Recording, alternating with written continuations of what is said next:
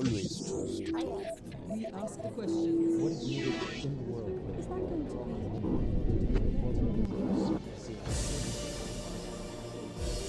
Hello and welcome to this special edition of Talk to Al Jazeera. I'm Fuli Batibo in Bamako. Mali's fragile security has once again been challenged. On Friday, November 20th, gunmen walked into this hotel, the Radisson Blu, and took at least 170 people hostage. After a 9-hour-long standoff with Malian and UN soldiers, most of the hostages were released, but 19 were killed and 2 attackers were also killed. Several groups operating in northern Mali have claimed responsibility for the attack, including an al-qaeda offshoot. The instability in Mali is a consequence of the 2012 takeover of the north by Tuareg-led rebels and a military coup that followed. This eventually led to a UN-backed intervention led by the former colonial power, France. While the presence of French and international forces has helped bring back some form of stability, the north of Mali remains volatile despite a peace agreement signed by various groups earlier this year. The attack on the Radisson Blu is a huge blow to a country which was just now trying to get back on its feet. Despite ending its initial Operation Serval in Mali, France continues to have a strong military presence in the region. The focus now is to fight extremism throughout the Sahel region. In Mali, violence between armed groups continues in the north. The south and the capital, Bamako, had until recently been spared. The Radisson Blu Hotel is supposed to be one of the most secure hotels in Bamako. It's frequented by foreign businessmen, airline crews as well. So for many people, it's difficult to comprehend how 2 men could just simply walk into this hotel and take hostages. Witnesses say the 2 young men quickly overpowered guards, walked into the hotel as guests were having breakfast in the dining room. We managed to get access inside the hotel. The lobby, a wide open area that gave the attackers visibility. They then made their way through the corridors and started firing. Bullet marks on the staircase leading to the upper floors, evidence of the violence. Ahmadou, a waiter at the Radisson Blu, came face to face with the attackers. I hid behind a door and a man came. I was alone in a corner. He started shooting everywhere. He was firing in all directions. He saw me through the window. When he entered the room where I work, he didn't see me because I was hiding behind the door. A state of emergency is in place after the deadly attack on the Radisson Blu Hotel, but life here in Bamako has returned to normal. Mali has seen such attacks before, and many here fear there'll be more. We are threatened. We feel very threatened. Everybody is worried about the situation. Everybody is worried. It's the worst event. Since this happened, nobody has been able to sleep. We are in shock. As Malians, we are truly shocked. We are now in a state of emergency. And as Malians, we are not used to this. But we have to accept the decision of the government. We are worried, we are afraid, but we hope that clients keep coming to the market. We're all the same, foreigners and Malians. Mali was once one of the most stable countries in the West Africa region, but the ongoing security challenge is undermining the government, the economy, and the livelihoods of the Malian people. How will the government respond to this renewed threat? Mali's President Ibrahim Boubacar Keita talks to Al Jazeera. Mr. President, thank you very much for taking the time to talk to Al Jazeera. Are you any clearer today as to who the people behind the deadly attack at the Radisson Blu Hotel in Bamako are and what their motivations were? Malheureusement, ce n'est pas aujourd'hui, au moment où je vous parle, à l'heure où je vous parle, à l'instant où je vous parle, je n'ai pas la précision exacte. On avait d'abord dit que c'était des gens d'Al-Mourabitoun. Ce soir, on évoque de plus en plus ceux du Front de libération du Massilan. Le prétendu Front de libération du Massilan, comme si le Massilan était un territoire à libérer. Donc, en ce moment précis, je n'ai pas cette précision. What about the motivations? Because the hotel they targeted was frequented by foreigners, people who came to do business in Mali. So clearly they're trying to hurt Mali, which was just now getting back on its feet. How does that make you feel? Mais c'est précisément parce qu'ils savent que cet hôtel est occupé par des businessmen. Et ils savent également que nous venons de Paris où nous avons eu une conférence de l'OCDE pour la relance économique du Mali avec de très bons projets, un très bon portefeuille. Et donc, j'étais certain que là se trouvaient des hommes d'affaires importants qui venaient pour conclure des projets, des joint ventures et d'autres choses avec des partenaires maliens. So how do you reassure these investors now that your country is safe? Absolument. How do you do that? How do you reassure them? Je pense qu'aujourd'hui, il n'y a aucun pays au monde qui ait une sécurité parfaite, hermétique, totale. Quand on a vu comment les forces spéciales maliennes ont réussi à neutraliser ces gens-là, on peut faire confiance dans ce pays-là. Je crois que nous ferons tout ce que nous pourrons pour rassurer l'investissement étranger au Mali. It was in December 2012 that the current crisis really began to take shape. After the rebels in the north took control, imposing Sharia law and abusing the local population, Mali asked for help. The United Nations Security Council convened and passed Resolution 2085, authorizing member nations to use force in order to restore the government's control and establishing an Africa-led peace mission, a mission the French supported with military assistance a month later. Aujourd'hui, le Conseil de sécurité vient de poser un acte. Today, the Security Council has just taken a historic step by adopting the resolution authorizing, under the United Nations Chapter 7, the deployment of an international force under African leadership to assist the army of Mali to restore the sovereignty of the state. You've been very keen, Mr. President, to emphasize that it was the Malian security forces who rescued the hostages at the Radisson Blu and not perhaps the French special forces, as has been reported in French media. Why is this important for you to emphasize that Malian security forces were the ones who rescued the hostages? Is it perhaps to tell the world that these are forces that are capable of taking care of the security of their country? Absolument, madame. Ce sont les forces spéciales du Mali qui ont mené l'opération pour l'essentiel. Les forces françaises nous ont été offertes, nous avons accepté absolument. Elles étaient en stand-by et elles sont intervenues quand il fallait que leur présence ait une signification de tout de même pour le dernier mouvement, le dernier assaut. Mais les forces maliennes, depuis le matin, sont montées à l'assaut de cette affaire-là. Elles ont fait l'essentiel. Looking at the broader picture then of security, would you say today that Malian security forces, the Malian army, is capable and able to take care of the security of this country by itself, on its own? Inch'Allah, Inch'Allah. Là, à ce stade, je parle des forces spéciales maliennes. Celles qui sont intervenues à l'hôtel de Sévaré, celles qui sont intervenues vendredi soir, vendredi dans la journée, à l'hôtel Kempeski, non, plutôt à Radisson Blu. Ces forces-là sont surentraînées, elles sont capables de faire ce travail-là. L'armée malienne, c'est autre chose. L'armée malienne, elle est en formation. Elle est en formation. Vous savez que nous n'avons pas eu d'armée malienne digne de ce nom pendant 3 ans. Nous sommes actuellement en train de la remonter, de la faire remonter en puissance, de l'entraîner et de l'équiper. Donc celle-là est encore un peu embryonnaire, mais ça va également venir. Mais les forces spéciales, elles, sont déjà au point, on l'a vu. The attack on the Radisson Blu had been preceded by another al-Qaeda-linked operation in Mali. In August, the Byblos Hotel was targeted in the town of Sévaré further north. Several Malian soldiers were killed, and last month, an affiliated group, Ansar Dine, urged attacks on French interests in the country. As you mentioned, Mr. President, and I do want to come back to this because it's important, the al-Qaeda offshoot, al-Murabitu, initially claimed responsibility for the attack. This is a group that was founded by Mukhtar, of course. This is also the group that claimed responsibility for the attack in Sévaré earlier this year and the attack on La Terrasse restaurant here in Bamako.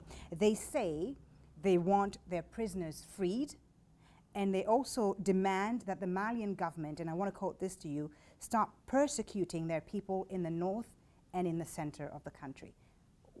What do you respond to this? Je ris, madame. C'est comme ça qu'ils ont abusé de la confiance et de l'estime de certains peuples, qu'ils ont abusé.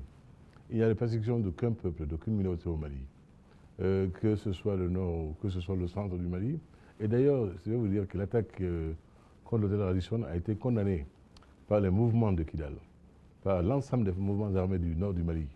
Et les populations du nord du Mali aujourd'hui sont celles qui désirent le plus la paix.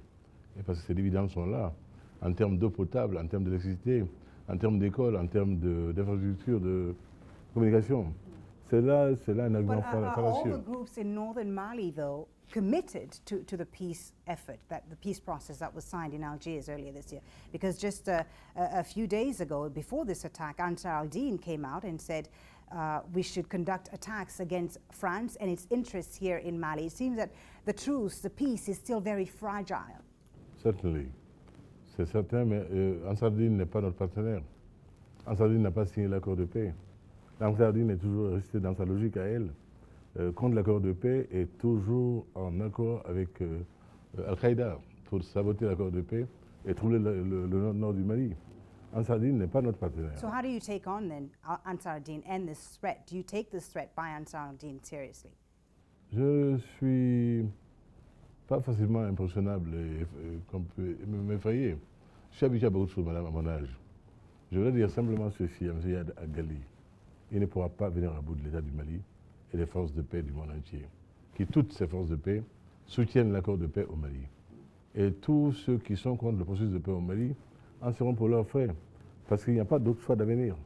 Et aujourd'hui, les populations de Kidal savent les dividendes de la paix. Elles veulent la paix. Elles sont fatiguées. Et elles savent qu'on leur a raconté des histoires. Au Mali, depuis le XIe siècle, il y a l'État au Mali. Nous sommes un pays islamique. Nous sommes un pays musulman. Tombouctou est un berceau islamique. Tombouctou est un grand foyer de culture islamique. Ce n'est pas à Tombouctou et aux Tombouctiens qu'on va apprendre l'islam et la culture islamique. Donc, ce sont des arguments qui n'ont aucun sens. So those then who say that radical Islam is on the rise in Mali, what do you respond to them? Are they wrong? Totally wrong. Totally wrong. Il y a des gens qui sont en train de chercher à se glisser, comme ceux-là qui ont fait l'attaque de l'hôtel Radisson, mais ils seront réduits. Ils sont une infime minorité, madame. Et nous sommes un pays de paix religieuse, nous sommes un pays sunnite, nous sommes un pays de rythme malékite, et nous continuerons notre pratique religieuse tranquillement, en convivialité avec toutes les religions. Tel est le Mali. Coming back to the Radisson attack, just briefly, before we move on, some eyewitness accounts have said that the attackers, the two men who later died in the siege, spoke English, that they weren't speaking in French, but they were speaking in English. So, you know, how do you assess that, and do you suspect perhaps outside involvement? My intelligence is working about. Mais je ne voudrais pas m'étendre sur ça, madame. On me l'a dit aussi, qu'il parlait anglais avec un accent fort d'un pays ami, d'un pays du sud de l'Afrique. Et ça, c'est actuellement en investigation. Which country? No, I won't say that. Please allow me not to say that. Donc, on est en train de traiter aujourd'hui l'information, mais ça veut dire beaucoup de choses, beaucoup de choses. Some of the critics have said Mali today is a country which has effectively lost its sovereignty because of the presence of so many international forces on the ground. France, the UN mission, and so on. And that Mali today, that your government wouldn't be capable of surviving without the help of these forces. How do you respond to that? I will just say a word. In this country, we will never get two captains aboard our vessel. I'm the captain of the vessel of Mali. My decisions are my own decisions, according to my people. Only that is what is occurring in Mali today. Je dis très clairement qu'il n'y a pas de capitaine pour conduire le bateau Mali. Nos décisions sont prises souverainement dans l'intérêt unique du peuple du Mali et ses intérêts nationaux. Mali is part of the Economic Community of West African States, also known as ECOWAS. The regional grouping is made up of 15 states sharing cultural and economic ties. ECOWAS will now have to decide how to respond to the crisis in Mali and beyond. The Economic Community of West African States is meeting later this week to discuss how to respond in the wake of this attack on the Radisson Blu Hotel. President Macky Sall has been here to Bamako and expressed his solidarity. what action are you expecting ECOWAS to take? There is discussion right now of reviewing some of ECOWAS's policies, the open border policies, for instance. What action would you like to see the group take? And are you for or against the idea of perhaps restricting this policy of open borders? C'est l'une des options, madame. Nous savons dans le cadre de l'intégration, et pour bien indiquer notre unicité, décider de l'aller et venir dans notre espace CEDEAO avec la libre circulation des personnes et des biens.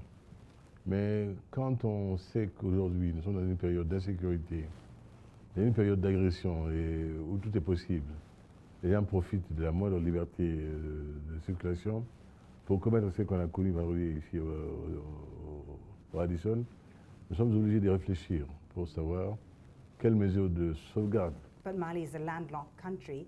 Unfortunately, Shutting the borders would hurt it economically, wouldn't it? Malheureusement, nous sommes un pays très enclavé, mais cela ne peut pas dire un pays qui ne pourrait pas se défendre éventuellement. Je pense que tous ces aspects seront étudiés au sommet de la CEDEAO que nous tiendrons à Abuja dans 2 semaines. It is ironic, sir, that African leaders today are having the same discussion as European leaders about free movement, open borders, in order to protect themselves. Isn't it interesting and ironic that this discussion is happening at the same time on 2 continents? C'est votre commentaire. Ce que je sais, madame, c'est que nous ne sommes pas décidés à être le damné de la terre. Nous avons aujourd'hui une mission très difficile, continuer à incarner et à dire et à signifier la dignité de nos pays et de nos peuples.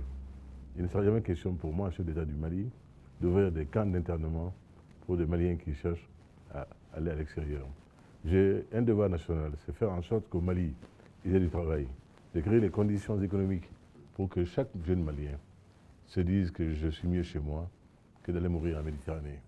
Je suis mieux chez moi plutôt que d'aller mourir dans le désert. Ça, nous le ferons. Mais en même temps, nous sommes dans un monde d'interdépendance qui ne peut pas être un monde clos. On pourra élever tous les murs que l'on voudra, les hommes passeront. Tant qu'il y aura des difficultés, quand il y aura des problèmes écologiques qui confinent à la misère. Il n'y a pas de problème parce qu'ils n'aiment pas leur pays, mais quand la terre de leur pays devient si ingrate que rien n'y pousse, madame, ils sont obligés de survivre. La survie est un instinct humain. So what do you make of some of the repressive anti-terrorism strategies that we're seeing emerge in many countries? Don't you think that this could lead to more radicalization? If these strategies are also implemented here in Africa, it could lead to more radicalization, especially among young people who are faced with, a lack of economic opportunity in many of these countries. Il y a beaucoup de raisons à la pénétration de l'influence radicale. Madame, quand un jeune né en Europe, dans un pays européen, atteint l'âge de 25 ans, l'âge de 30 ans, sans aucune espèce d'ouverture de travail, en chômage, avec le sentiment qu'il est méprisé par les gens autour de lui, madame, il devient sensible à un tout propos qui lui souffle que ta dignité peut être sauvegardée ailleurs. Il y a un combat que tu peux mener avec d'autres pour ta dignité. Et ce combat-là, le bon combat, c'est nous qui l'avons. Madame, les aides sont sensibles à ce genre de discours. Et Internet le balance tous les jours. Donc nous disons que nos pays amis doivent faire attention. Ils ne doivent pas exclure davantage encore les jeunes. Ce sont des jeunes qui sont nés sur leur sol. Ils doivent leur ouvrir l'espoir. Ils doivent trouver les moyens de les intégrer, leur offrir du travail. Et c'est cela l'avenir, pas autrement. L'avenir n'est pas l'exclusion des uns des autres. Cela n'est pas d'ordre humain et on peut s'essayer à le faire, ça ne marchera pas. Tous les pays du monde ont progressé grâce à l'immigration. Les États-Unis sont le modèle absolu. L'Argentine est un modèle absolu. Mexique, tous les grands pays européens. France has indicated in the past it has no intention of staying in Mali forever, as African leaders insist they're capable of assisting each other with securing their borders. These leaders are keen today to show that the so-called France-Afrique, the inseparable relationship between France and its former colonies where security, economic and personal interests are all entwined, is over. How do you see your relationship with France evolving? France, of course, has a presence here. There is talk of ending, obviously, this presence, the military presence. Would you like to see French troops stay on in Mali? Madame, les troupes françaises sont venues à un moment qui était essentiel pour la survie du Mali. Elles sont ici dans une mission d'accord commun et elles évolueront selon les constats que nous ferons de l'évolution de la situation interne et de la montée en capacité de forces de défense du Mali. Et pour l'instant, nous avons des relations excellentes avec la France et personnellement avec le président Hollande. Nous connaissons depuis 30 ans et ce n'est pas d'aujourd'hui. Je pense que vraiment on est sur le chemin aujourd'hui de relations plus concrètes, plus adéquates, plus idoines, plus adressées. So the France-Afrique is over. La France-Afrique n'a jamais été quelque chose de vécu chez nous au Mali. Nous avons tous été un peu à marge de ça. Et ce que ça veut dire concrètement avec tous les sous-entendus, je ne sais pas ce que c'est. Si ça veut dire une suggestion à tel ou tel pays de type néocolonial, ce n'est pas le cas du Mali. Le Mali est un pays de grande dignité, madame. On peut être ami avec quelqu'un sans être sous sa botte. Et c'est parce que la France nous demande d'ailleurs. Mr. President, thank you very much for speaking. I thank you. My honor. My privilege.